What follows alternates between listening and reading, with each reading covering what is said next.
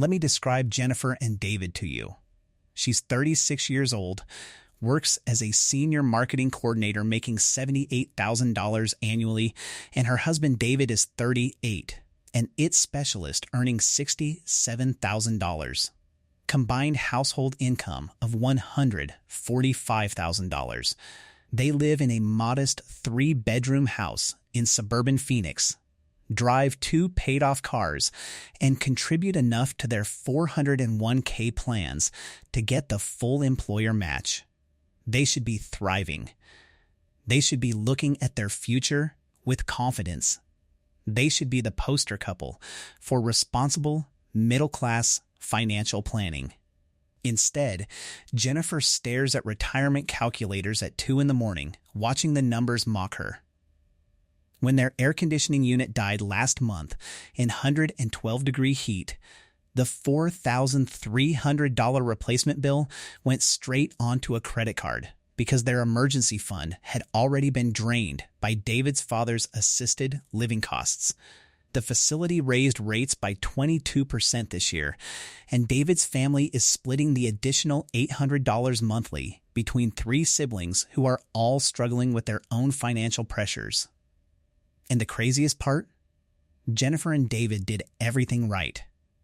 They both graduated college with manageable debt. They bought their house with 20% down. They've never carried credit card debt until this year.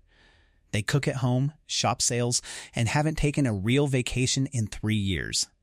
Jennifer maxes out her health savings account and contributes 12% to her 401k. David has been with the same company for 8 years and contributes 15% to his retirement plan. They even use budgeting software and track every expense. So why does it feel like they're running on a treadmill that keeps speeding up while the finish line moves further away? Here's what haunts them in those late-night calculator sessions. Both sets of parents are in their 70s and could easily live another 15 to 20 years. Jennifer's grandmother lived to 984. David's grandfather made it to 987. Every longevity calculator they've tried suggests they themselves might live into their late 80s or 90s. With their current savings rate and timeline, they're looking at funding potentially 30 years of retirement on 40 years of contributions, while simultaneously helping parents who are experiencing the same mathematical impossibility 1 generation ahead of them.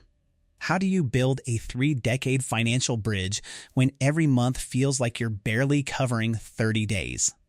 In this video, we're going to expose the hidden mathematics of why living longer has quietly become the greatest financial trap facing the middle class, and why the system profits from your confusion about the real numbers.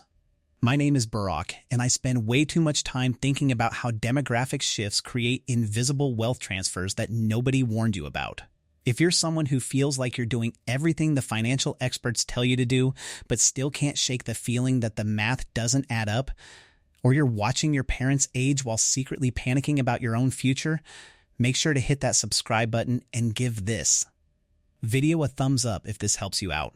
Because today, we aren't talking about optimizing your asset allocation or finding the perfect withdrawal rate. We're talking about what I call the longevity poverty trap, the systematic way that every extra year of life expectancy quietly transfers wealth from individuals to institutions, and why the retirement industry is terrified to tell you the truth about what those extra decades actually cost. Here's the thing about the narrative you've been sold your entire adult life. Medical advances mean people live longer, healthier lives. Technology improves quality of life. Retirement planning is just about saving consistently and letting compound interest work its magic. The longer you live, the more time your money has to grow. Every financial advisor shows you those beautiful charts where the lines go up and to the right, proving that time is your greatest asset. It seems perfectly logical, right? More years equals more opportunities for your investments to compound. More time to enjoy the fruits of your disciplined saving. Who could argue against the blessing of longevity? Except that's not what happened to your actual purchasing power.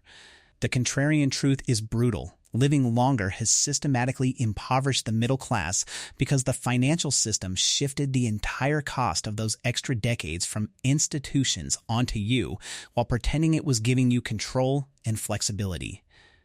The term for this phenomenon is the longevity risk transfer, extensively documented by economist Teresa Ghilarducci at the New School for Social Research. In her landmark 2018 study on retirement security, she discovered something genuinely shocking. For every additional year of life expectancy gained since 1980, the average American worker needed to save an additional $23,400 just to maintain the same standard of living in retirement that previous generations enjoyed automatically through pensions. Let that sink in. We're not talking about living better than your parents. We're talking about needing exponentially more personal savings just to achieve the same outcome they had with far less individual responsibility.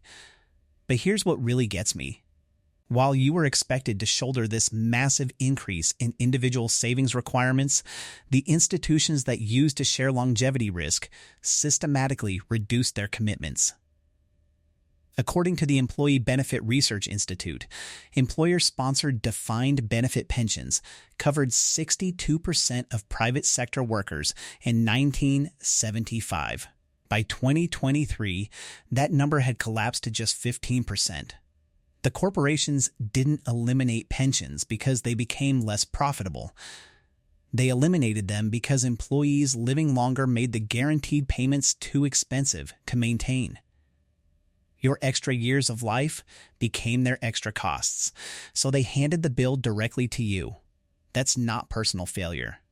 That's what I call the longevity poverty trap, a system that celebrates medical advances while quietly making those extra years financially unbearable for anyone who isn't wealthy enough to self-insure against living too long. Let me take you back to 1975 because understanding history is crucial to seeing how dramatically the game changed beneath your feet. In 1975, the average American man who reached age 65 could expect to live another 13.8 years. Women had about 17.6 additional years. The typical retiree had a defined benefit pension that paid a guaranteed monthly amount for life, regardless of market performance or how long they lived. And here's what most people don't realize. Companies actually wanted their retirees to live longer because pensions were tax-advantaged for corporations, and employee longevity demonstrated that the company took care of its people. It was a competitive advantage and a point of corporate pride. The typical middle-class retiree in 1975 had multiple layers of security. They received Social Security that replaced approximately 45% of their pre-retirement income. They had employer-sponsored retiree health insurance that bridged the gap until Medicare began at 65.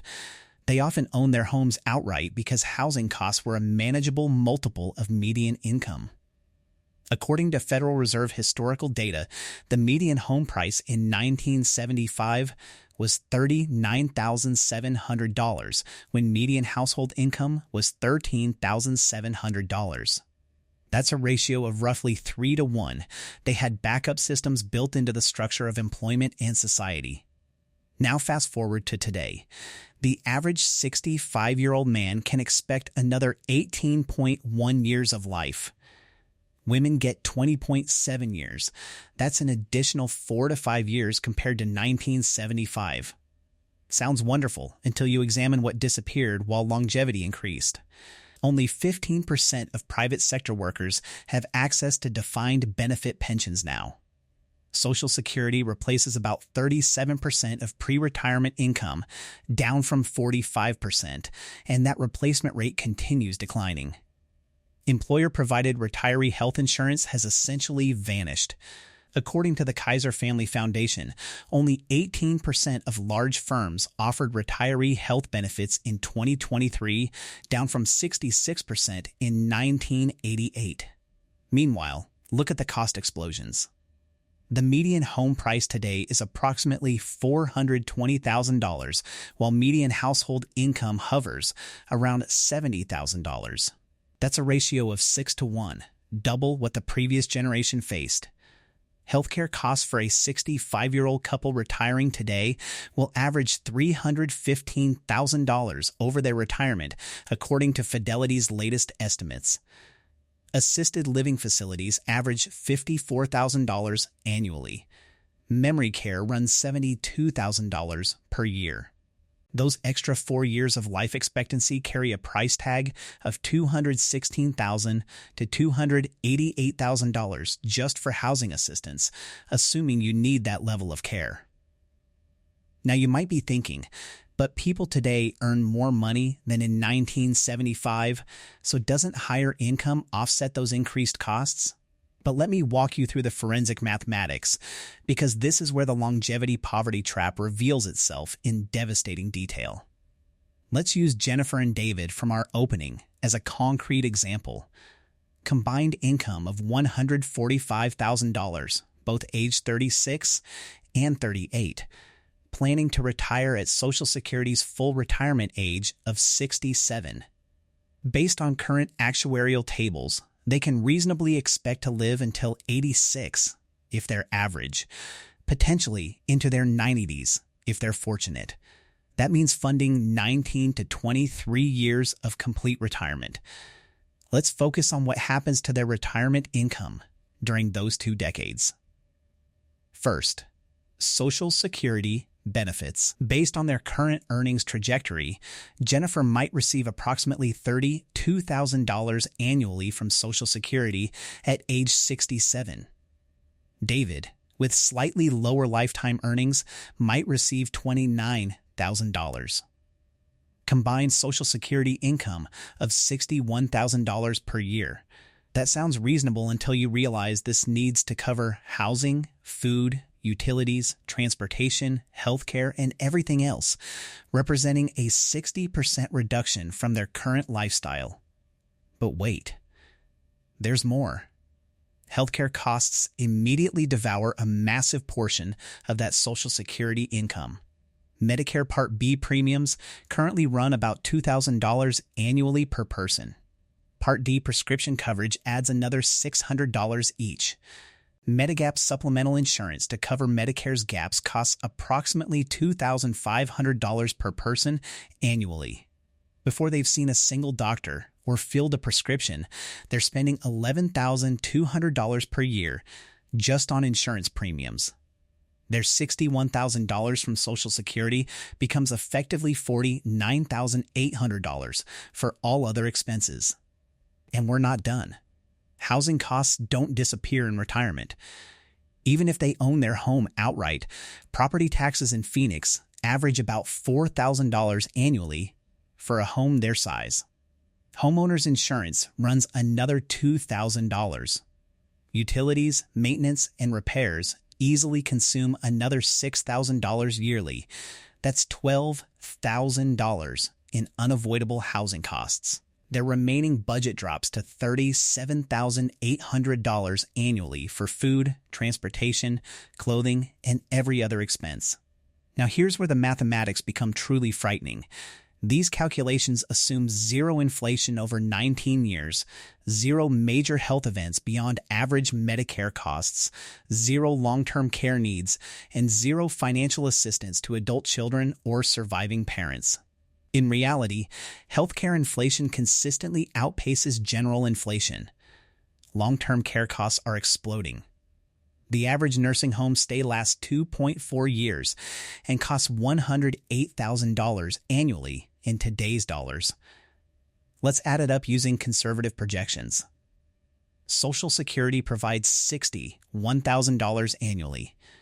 Healthcare insurance consumes $11,200. Housing costs absorb $12,000. That leaves $37,800 for 19 years of everything else life requires. Multiply that by 19 years, and Jennifer and David need $718,200 in additional savings just to maintain a bare-bones lifestyle, assuming nothing goes wrong. But here's the kicker that destroys the conventional math. If they need assisted living for even 2 years at $54,000 annually, That's another $108,000. If one of them needs memory care for 3 years at $72,000 annually, add $216,000. Their total retirement funding requirement jumps from $718,000 to over $1 million, and that's still assuming modest lifestyle expectations and no major market downturns during their withdrawal years. That's not a typo. Jennifer and David, who are saving responsibly and doing everything right, need to accumulate over $1 million in today's purchasing power just to avoid poverty in retirement. Someone is sacrificing for 30 years, saying no to experiences and opportunities, and their reward is a retirement income that barely covers basic survival while they watch their bodies decline and their independence disappear. The longevity poverty trap is this: every extra year of life you gain becomes another year your savings must perform miracles, while the institutions that used to guarantee those miracles have quietly stepped aside and wished you luck. And here's the psychological trap that keeps you locked in this system. Because retirement account statements show large nominal numbers, you feel wealthier than you actually are. Your 401k balance displays $250,000. Financial calculators project $800,000 by retirement. These numbers trigger what behavioral economists call the money illusion, where your brain processes the gross total rather than the net purchasing power spread across decades of expenses. You make major life decisions based on those inflated account balances. You agree to a larger mortgage because future you will be richer. You underestimate how much cash you need today because you're investing for the long term. Every financial app, every quarterly statement, every retirement seminar trains you to think in account totals rather than monthly purchasing power across 20 to 30 years of inflation and healthcare cost explosions. The financial services industry deliberately cultivates this illusion. They say yes, you can afford this lifestyle as long as impossible conditions hold, your job remains stable for 30 years, your health doesn't require expensive interventions. The market delivers consistent returns without major downturns during your withdrawal phase. Inflation stays manageable. And you somehow avoid every major life disruption that affects normal families. This is where the trap snaps shut. Because of the illusion created by large account balances, you systematically overestimate your financial security. You think the problem is saving enough when the real problem is that the target itself has tripled while the advice remained unchanged. What used to be a 10 to 15 year funding challenge for your grandparents has become a 25 to 30 year funding requirement for you, but the financial industry continues selling products designed for the shorter timeline. The previous generation had structural advantages your brain assumes still exist. They had pensions that transferred longevity risk to institutions. They had affordable healthcare and housing. They had shorter retirement periods to fund. They could make financial mistakes and still land softly because multiple backup systems existed. The modern demographic has already burned through those advantages. You're planning for a retirement that might last longer than your entire career. You carry student debt into your 40s while trying to save for retirement. You help aging parents who didn't save enough while attempting to avoid the same fate yourself. You experience what psychologists call chronic scarcity mindset, making hundreds of financial decisions under constant pressure with no margin for error. The social pressure compounds the psychological trap. You see peers buying houses, taking vacations, having children, and assume they've solved problems you're still struggling with. You don't see their credit card balances or their retirement account statements. You don't see their private anxiety about the same mathematical impossibilities you're facing. Everyone pretends to have it figured out while secretly hoping someone else will provide the answers that make the numbers work. So, what is the solution? Now you might be thinking, this sounds impossible. I can't save $2 million on a middle-class income. The math doesn't work no matter how hard I try. That's exactly the response the system wants. Despair keeps you participating in products that profit institutions while leaving you vulnerable. But here's the mindset shift. You don't have to fully fund a 30-year fantasy retirement. You have to build what I call the longevity defense system. Instead of trying to accumulate enough money to never work again, you create multiple income streams and flexibility options that reduce your dependence on any single source. The framework combines 3 strategies. First, maximize guaranteed income floors. This means delaying Social Security until age 70, despite the psychological pain of working longer. Every year you delay Social Security past full retirement age increases your benefit by 8%. Delay from 67 to 70, and your monthly payment increases by 24% for life. For Jennifer and David, this could mean an additional $1,200 monthly in guaranteed income that no market crash can eliminate. Second, aggressively reduce fixed costs before retirement. Downsize housing at 60, not 75, when health forces the decision. Moving from a $400,000 home to a $250,000 home immediately frees up $150,000 in capital, while reducing property taxes, insurance, and maintenance costs permanently. You're buying margin, the space between your fixed obligations and your income sources. Third, create flexible asset buckets instead of putting everything in traditional retirement accounts. Split your savings between tax-advantaged accounts you can't touch, taxable investment accounts for bridge income, and cash reserves for emergencies. This gives you options to work part-time in your 60s, take sabbaticals, or handle family crises without derailing your entire plan. Let me make this concrete. Instead of saving 15% entirely in 401k accounts, consider saving 20% split across multiple buckets. Yes, this requires sacrifice. Smaller house, older cars, fewer vacations in your 40s and 50s.